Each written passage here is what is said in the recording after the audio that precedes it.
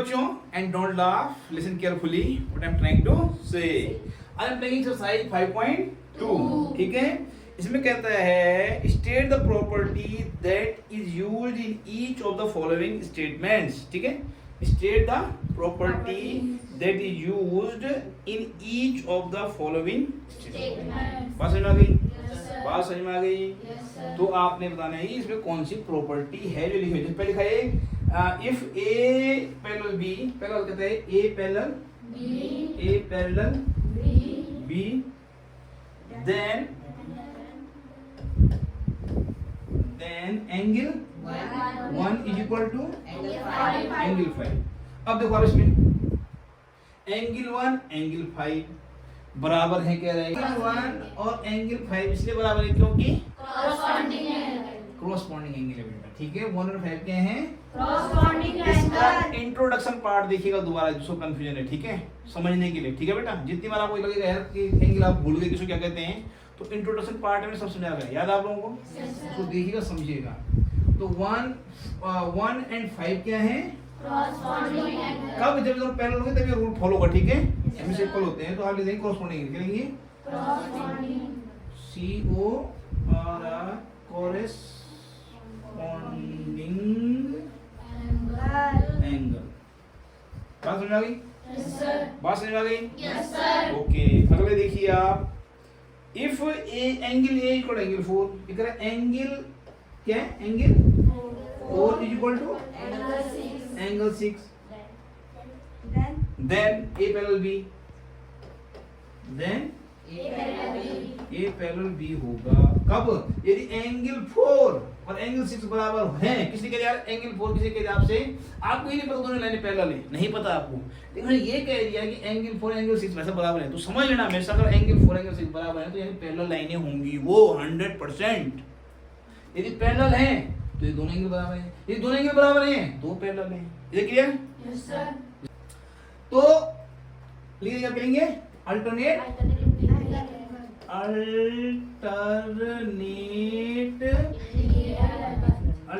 Interior angle, ठीक हो गया? बात समझ आ गई? अब सब थर्ड है बेटा, angle 4 plus angle 5 is equal to 180।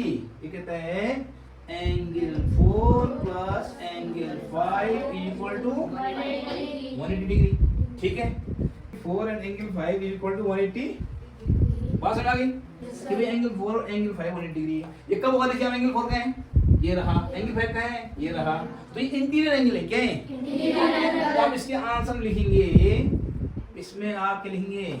Some of SUM, sum of interior, sum of angle is equal to 180।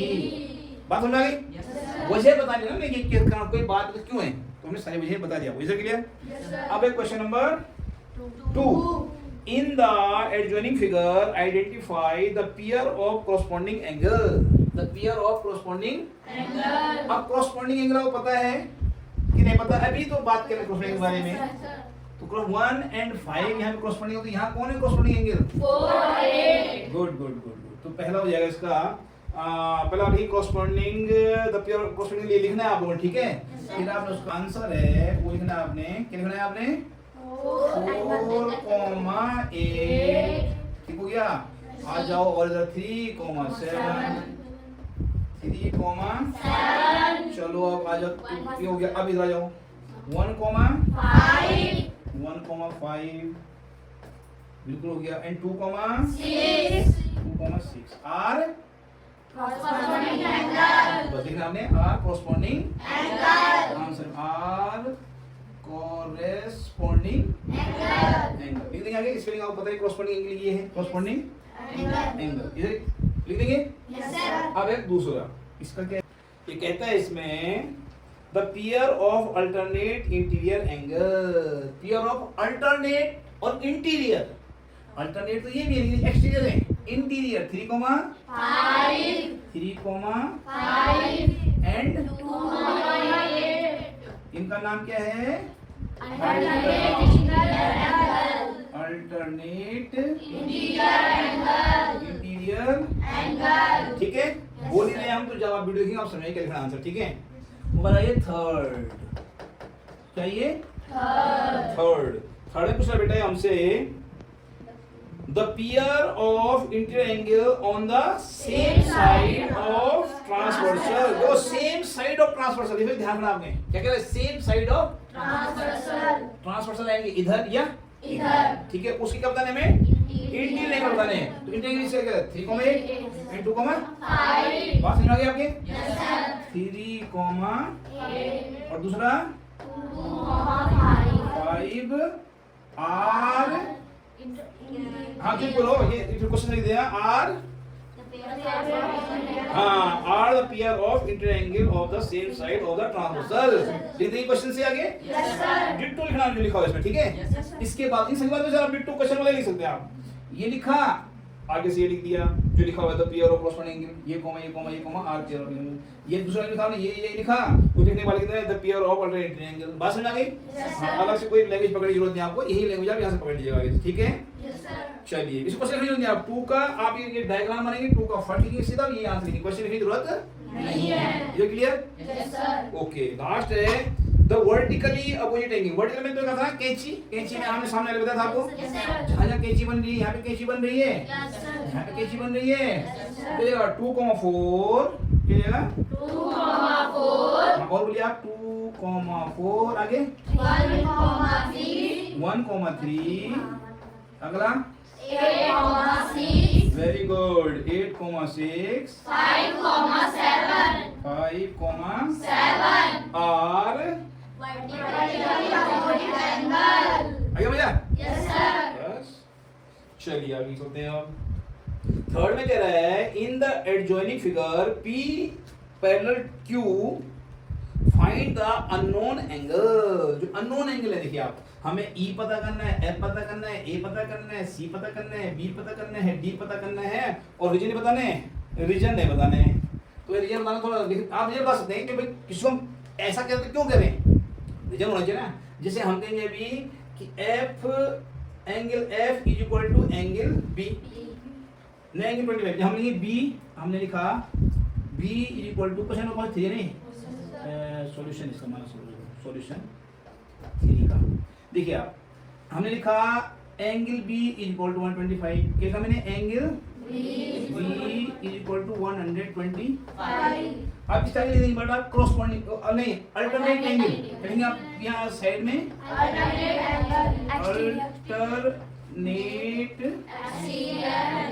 हाँ एक्सट्रा लिखोगे नंबर लिखो चल जाएगा, अल्टरनेट लिखोगे ना, अल्टरनेट हो चल जाएगा, तब चल जाएगा, ठीक है, कोई दिक्कत नहीं एक्सट्रा लिखने की, ठीक है।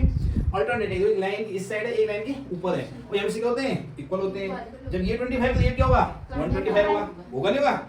चलिए आगे देखिए आप, अब चले हम तो बी है तो डी भी होगा, हाँ good, angle D is equal to angle B is equal to vertical opposite angle,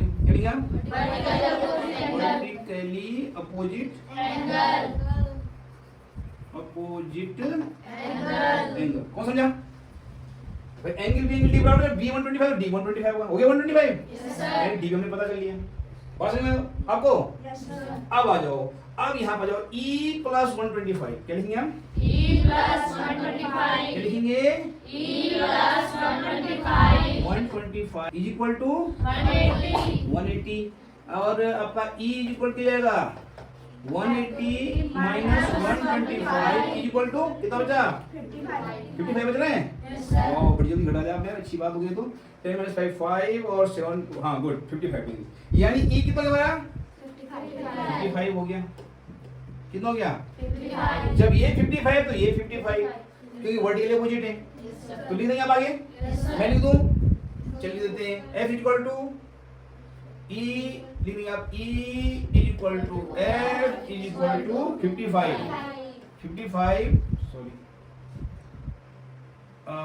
55 degree अर्थात लिखेंगे vertically opposite, vertically opposite angle, ठीक है, लिखोगे यहाँ लिखा हुआ है, यस सर, लिख लोगे, यस सर। अच्छा अब आ जाओ इधर, angle F is equal to angle A, alternate angle A is equal to F is equal to 55, यहाँ तो 55 है ना, Yes, sir. और ए वाले बराबर ए भी 55 हो गई ना क्या? Yes, sir.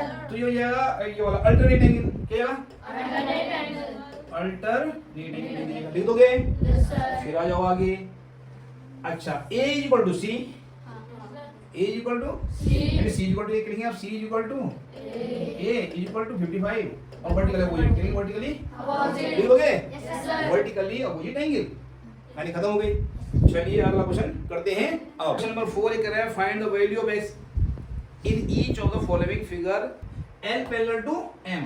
ये दोनों पैरेलल हैं और ये दोनों पैरेलल हैं, इतना हमें पता है और कुछ नहीं पता हमें पता है कि ये लाइन पैरेलल है और हमें पता है ये लाइन पैरेलल है इसमें, ठीक है। और हमें x की वैल्यू निकालनी है तो ये आएगा x इज इक्वल टू हो जाएगा 110, क्योंकि दोनों क्या हैं, वेरी गुड अल्टरनेटिंग हम सब बराबर होते हैं बेटा, पता आप लोगों को, Yes, sir.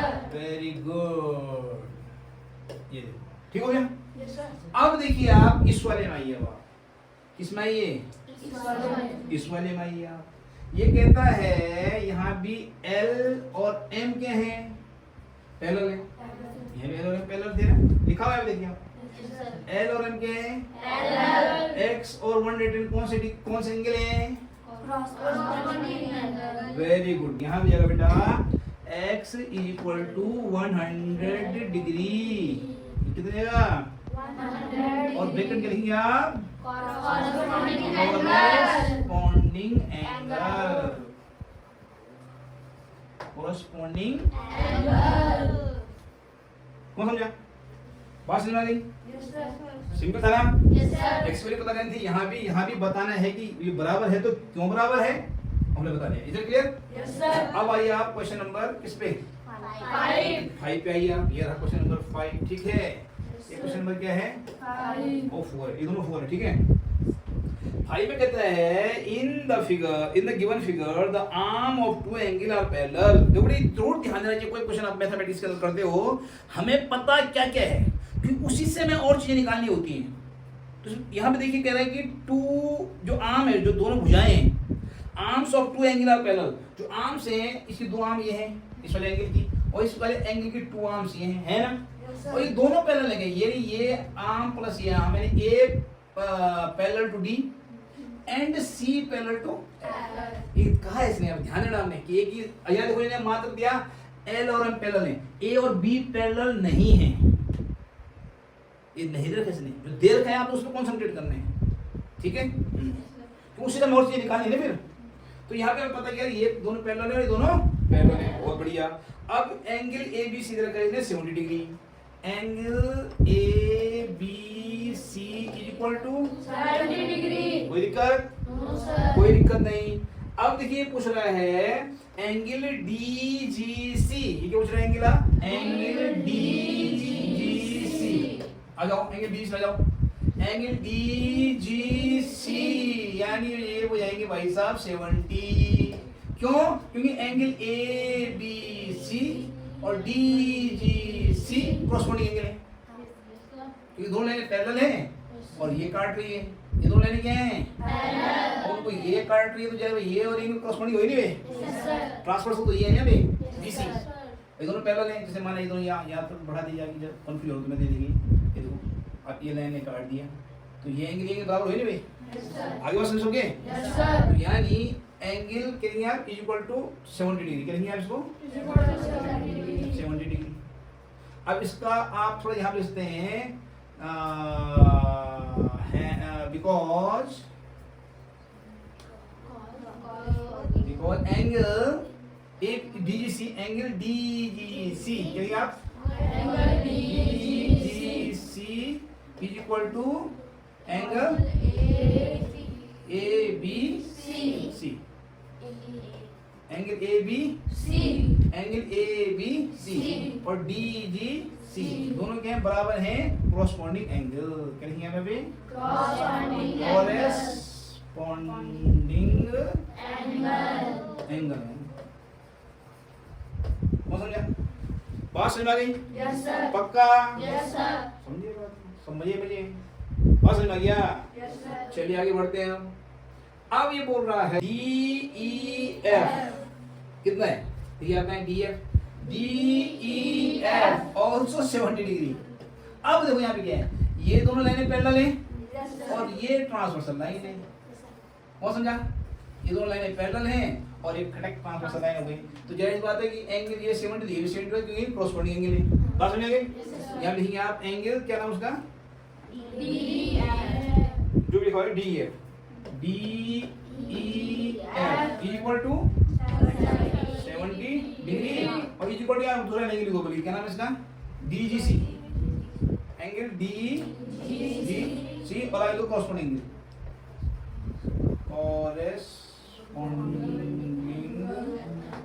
कौन समझा? बात समझ आ गई? यानी ये 70 क्योंकि ये भी 70 था, ये भी 70 था, इसलिए ये भी 70 कॉरस्पॉन्डिंग एंगल है। इधर क्लियर?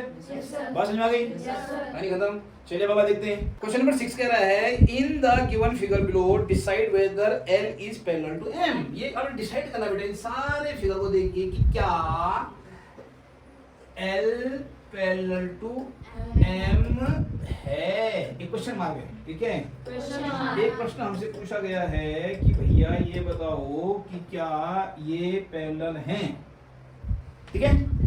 अब हम देखेंगे, देखिए पहले वाले में देखिए आप जो है, अब करो बेटा, इसमें कहता है ये है आपको 126 डिग्री और ये 44 डिग्री। अब अगर इनका टोटल 180 होगा, क्योंकि आप ध्यान दीजिए क्वेश्चन आया था दो शुरू में आया था कि दो प्लस का 180 लिखा था हमने, याद है? और हमने कहा इंटीरियर एंगल का total sum of interior angle equal to always 180। तो अगर L और M पैरेलल होंगे, यदि सम ऑफ इंटीरियर एंगल कितना होगा? 180। आओ चेक करते हैं। 126 plus 44 is equal to 64 10 by 0 carry 1 4 to 6 6 1 7 और carry 1 170 कितना हो रहा है? 170 ना? यानी भैया L is not parallel to M। कौन समझा? क्योंकि the sum of interior angle is 180, इसलिए ये L और M पैरेलल नहीं है, क्योंकि 180 नहीं है। बात सुना गई? है। चलिए आगे लिख देंगे, आपने लिख देना, वैसे आपको भी लिख दीजिएगा द सम ऑफ, लिख देना आप यहाँ पे बिकॉज, लिखना बिकॉज सम ऑफ इंटीरियर ये आइए, ठीक है? Interior angle is equal to 180। ये 170 है, नहीं? बात सुना गई? नहीं खत्म। इसमें देखिए आप, ये 75 है और ये 75 है, ठीक है? तो जब ये 75 हो तो ये 75 होगा, अल्टरनेटिव दी वाला है ना, ये 75 होना चाहिए था, लेकिन ये तो ज्यादा है ना। इनका टोटल भी हमेशा 180 होता है, लेकिन 75 कितना हो रहा हमारा? 150 क्यों रे? 150 क्योंकि एक अगर यानी कि आप 75 डिग्री, क्योंकि देखो ये 75 है ना, मेरी बात सुनो, अगर हमारे पैरेलल होते, ये 75 है तो ये 75 होना चाहिए था। यदि ये पैरेलल होते तब मैं, अगर ये 75 तो ये 75 होना चाहिए था, और इसका टोटल कितना होना चाहिए था? 180, क्योंकि वो लीनियर पेयर बन जाएगा फिर, और जोड़ो जरा जब आप 75 डिग्री प्लस 75 इक्वल टू जाएगा 150, जबकि ये दोनों लीनियर एंगल बने थे, दोनों लीनियर पेयर बने ना, तो लीनियर पेयर कितना होना चाहिए था? तो ये कितना है? 150। इसीलिए पैरेलल ना है ये भी, ठीक है? लिखिए आप लीनियर पेयर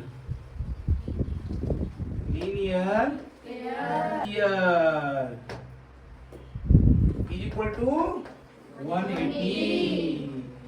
सो यहाँ देखिए आप, ये लिखेंगे, ठीक है? और लिखेंगे आप इसलिए L not parallel to M, क्योंकि बेटा लीनियर पेयर हमारा कितना होना चाहिए? 180। अब है कितना? 150। है कितना? 150। इसीलिए L is not parallel to M। अब यहाँ आ जाओ, यहाँ भी वही बात होगी, अगर ये 57 है तो जो है ये 57 होना चाहिए, कौन सा वाला? ये वाला, और फिर ऐड करेंगे, ठीक है?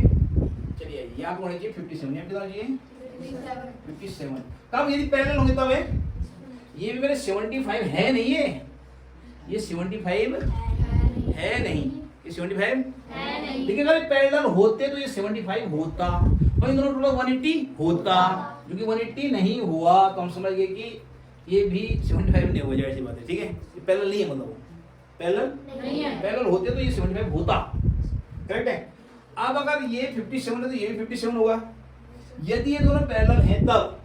और लीनियर पैरेलल टोटल कितना होना चाहिए? 180। चेक करते हैं भी। ठीक है, चेक करिए इसको भी। तो जाएगा आपका 100, कहाँ लिखे? यहाँ लिखते हैं 123 प्लस 50 3 10 by 0 carry 1 5 5 2 7 7 1 8 180 यानी 180 हो गया। यानी ये वास्तव में ये भाई साहब आपका क्या है? L और M क्या है? L parallel to M। इस वाले क्वेश्चन बेटा L पैरेलल टू M, क्योंकि लीनियर पेयर कितना हमारा 180 और ये दोनों कोरस्पोंडिंग है, ये 57 ये 57 कोरस्पोंडिंग है और दोनों लीनियर पेयर जो 180 हो गया। तो ये इंटरनेट हो गया मामला। बात समझ में आ गई? Yes, sir. तो लिख दीजिएगा आप लीनियर पेयर 180 होता है। ठीक है, इस वाले में आ जाइए। यार डेट दीजिए, पैरेलल है नहीं, ये डेट कर सकते हैं। ये अगला देखिए आप जो है यहाँ पे हैं भाई साहब 98 ये 78। जब ये 78 तो ये भी 78 होना चाहिए था। हैं कितना? 72 है ने? तो 72 तो ये भी 72 होना चाहिए क्योंकि क्या है? कॉरस्पॉन्डिंग है। 72 होना चाहिए और 72 और 98 ऐड कर दो आप। 72 प्लस 98 कितना जाएगा? 82 10 by 1 9 7 16 61 70 170 हो रहा है। ठीक है, इसे L is not parallel to कौन समझा? तो ये हो गया। इसके स्क्रीनशॉट वगैरह ले लिख के आपसे फेयर में कर लीजिएगा।